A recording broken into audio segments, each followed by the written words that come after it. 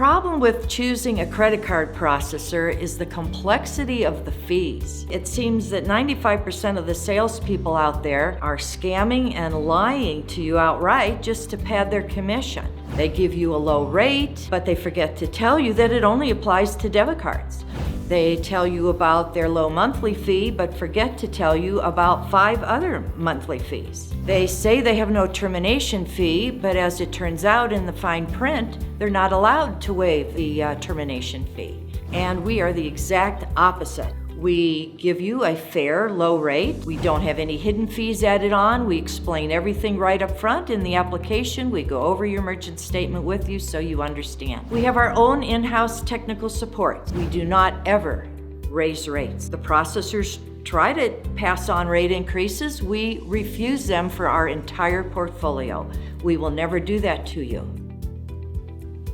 Today I want to give you a little lesson about adding a tip line onto your receipt at your credit card terminal. The general option is to have a line that's blank on the bottom of the receipt and your customer can add in a tip.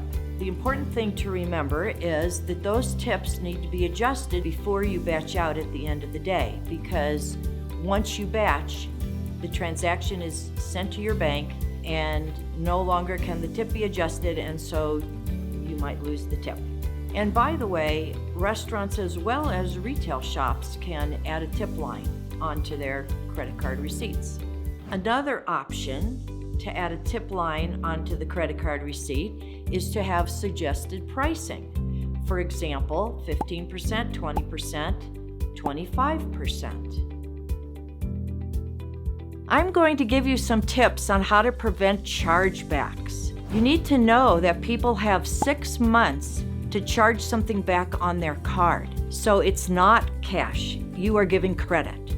So here's some tips to help you. One is card present. If you're selling cameras, jewelry, furniture, you might take that extra precaution and make sure the card has the same person's name on it as the driver's license. The other scenario is over the phone. Somebody can take advantage of you and charge their credit card back, or they're using a stolen card. You want to make sure that the address on their credit card matches the address they tell you where they live or where you're shipping it to. In this video, I want to talk to you about zero-cost processing. You heard me right, zero cost. All these years you've been paying merchant services fees, thousands of dollars. We can eliminate it and add that money back onto your bottom line. Today we're going to talk about tips for growing your fast food restaurant or your pizza restaurant.